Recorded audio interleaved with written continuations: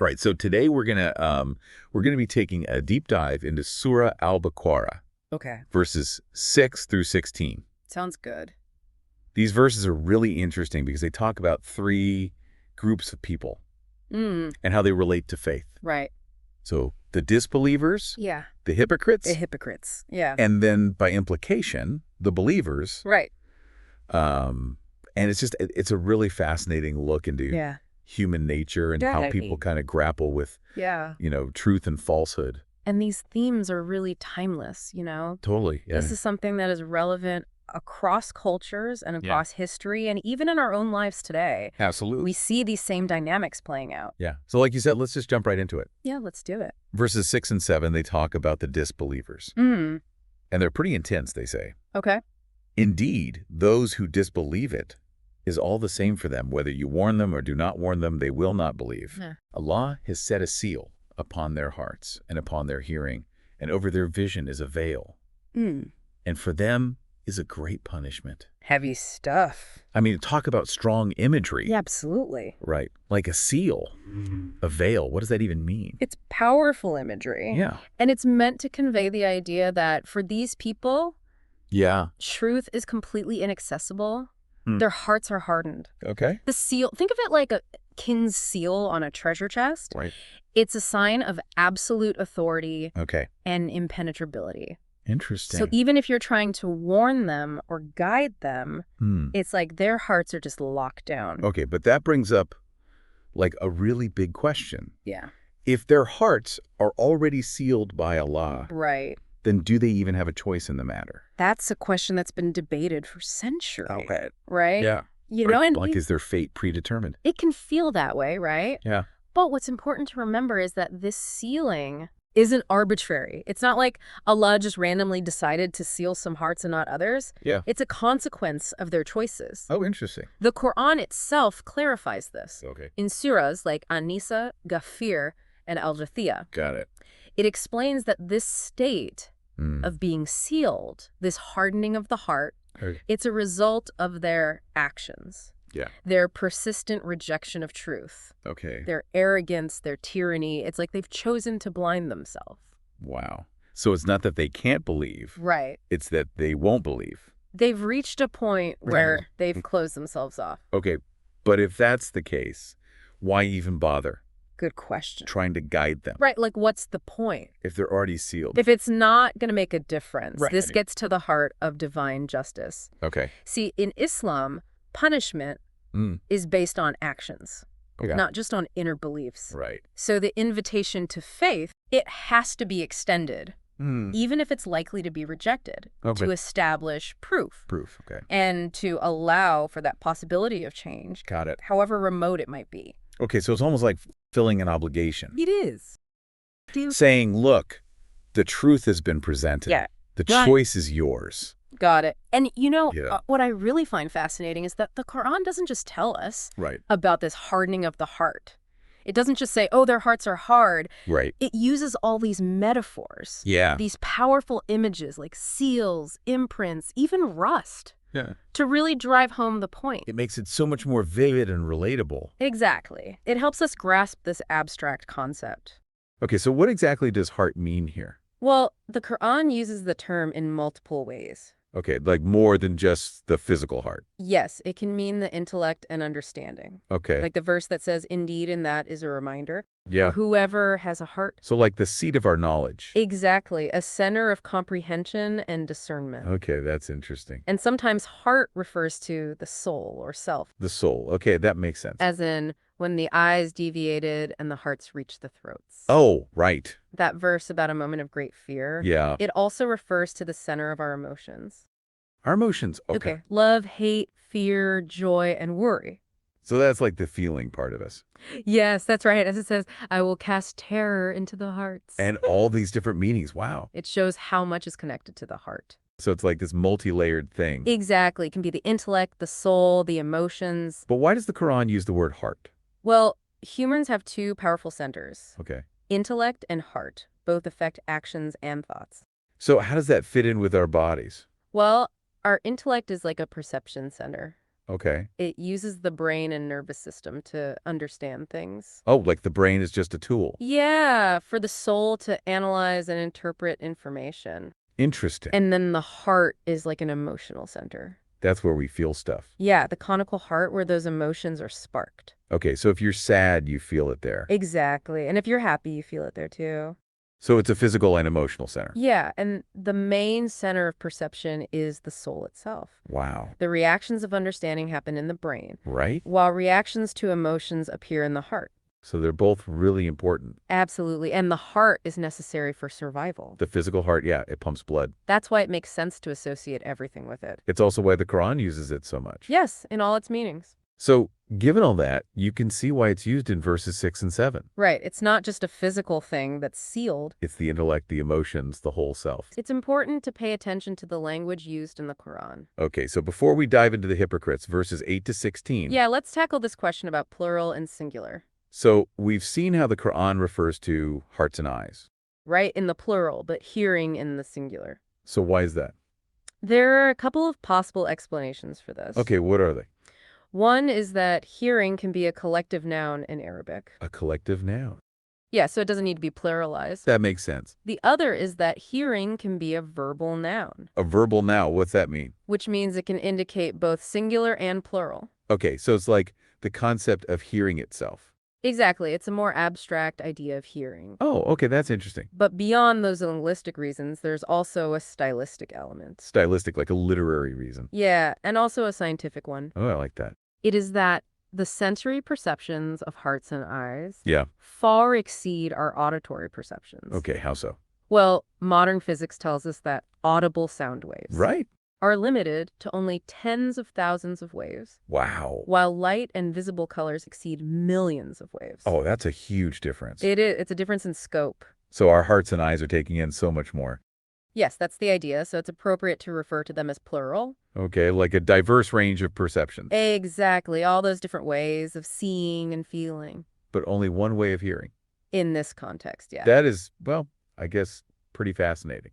I'm glad you think so. It's a great example of the Quran's depth. So we have talked about the disease of hypocrisy. Yes, that the Quran describes the hypocrites as having a sickness in their hearts, Right, and how it causes a split personality. and that it leads to self-deception. But why is it important for societies to recognize it? Because hypocrisy is not confined to any single era. Right, it's something that happens in every society. It's something that manifests itself in various ways. Yeah, it's like a recurring thing. Absolutely, and it can be really destructive. Okay, so with that introduction in mind, Let's talk about why it's crucial to identify hypocrites. the Quran is very clear about the importance of this. It emphasizes that it's not enough to just be outwardly Muslim. Right, there has to be inner sincerity. And when there isn't, it creates a big problem. What kind of problem are we talking about? Well, first, it undermines the integrity of the community. Okay, how so? If people are pretending to be something they're not, Right. it erodes trust, it creates an environment of suspicion. Yeah, it's like they're poisoning the well. Exactly, and that can be very divisive. And that's a problem for any society Absolutely, especially if it's a community of faith. because it goes against the foundation of the faith itself. Right, which is built on truth, honesty, and sincerity. Okay, so hypocrisy makes it harder for everyone. Right, and that's why it's so dangerous. It also makes it harder to achieve the goals of the community. That's a really good point, because hypocrites, Yeah. they are not committed to the collective good. They're serving their own selfish interests. Exactly, and they will often sabotage efforts. So they are actively working against the community. Right, they can even be working for the enemies. Oh, wow. They might be agents of chaos or disruption.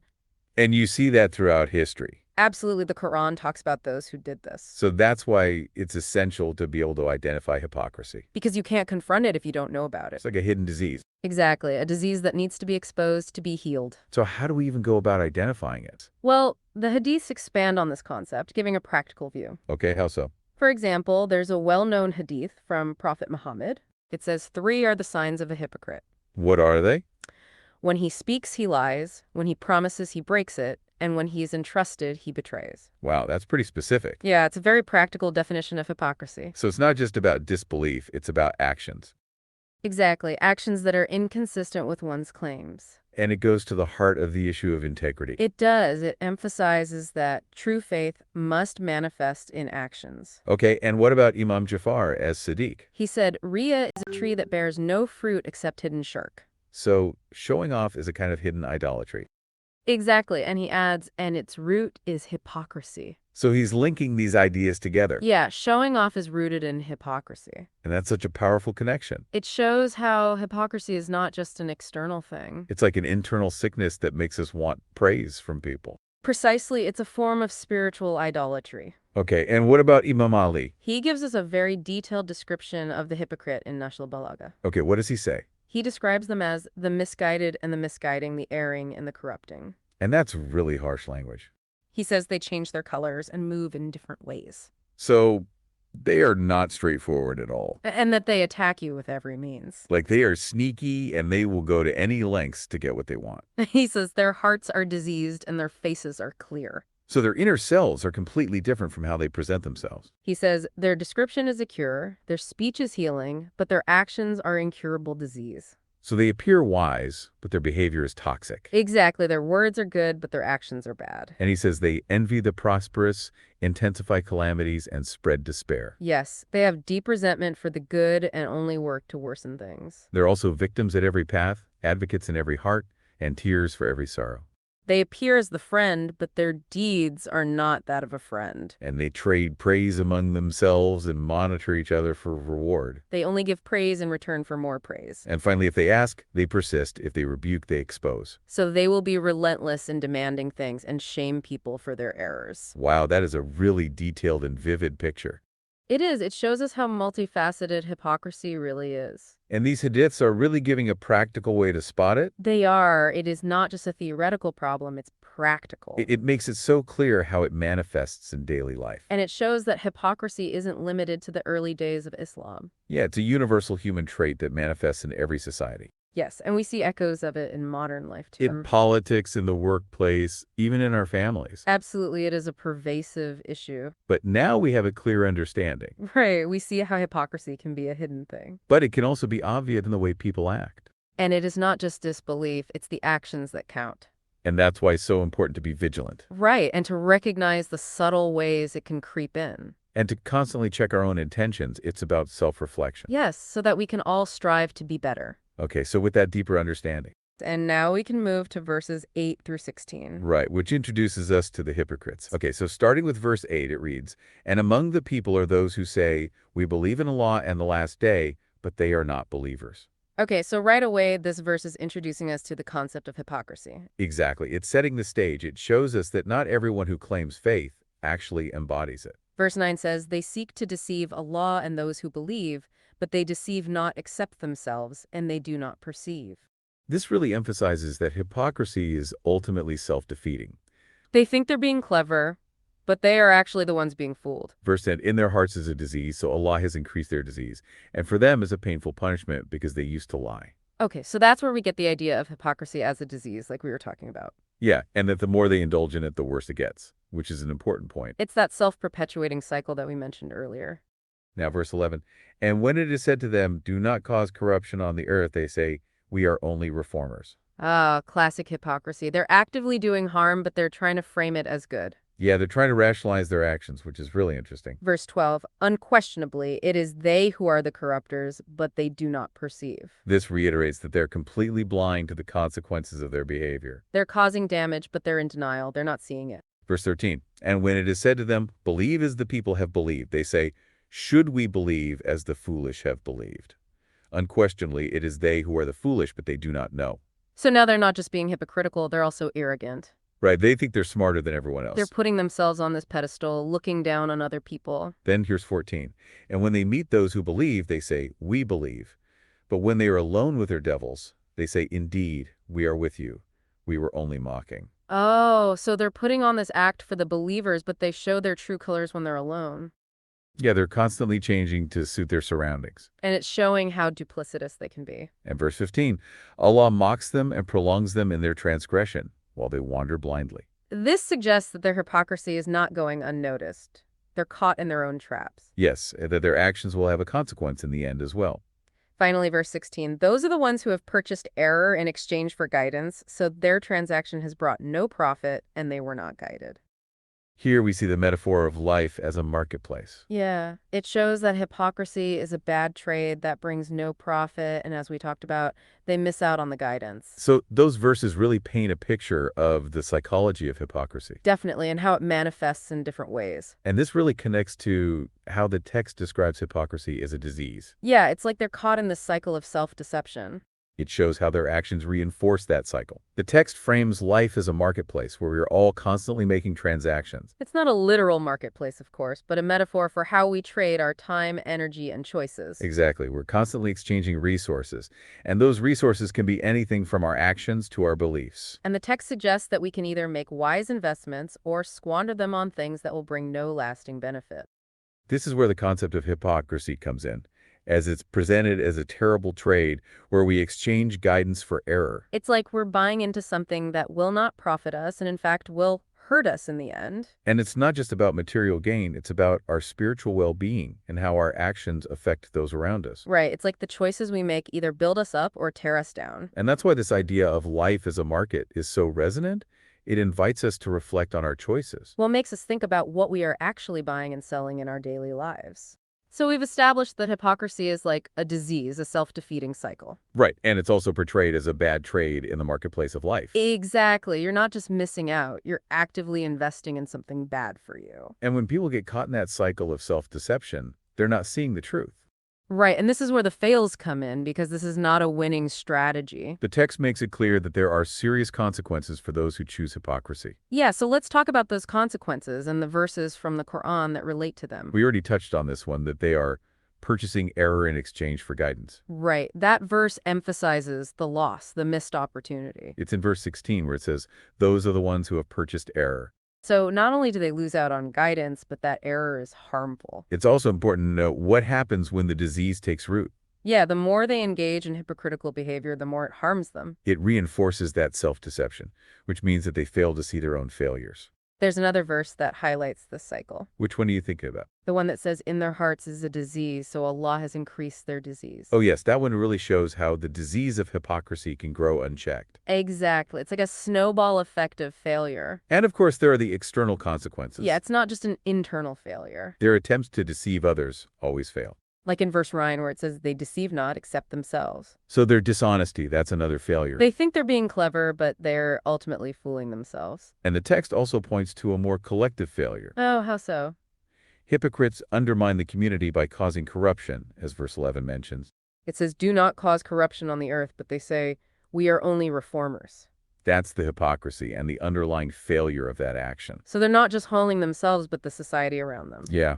Their actions create distrust, discord, which are failures of a society. And all of these failures, they are all consequences of that bad trade in life. Exactly, which is why that marketplace metaphor is so powerful. I want to circle back to something you said earlier Yeah. about the Quran not just pointing out the problem Right. of hypocrisy. It doesn't just diagnose the disease. Right. It also offers solutions. You mentioned that hypocrisy is a disease of the heart.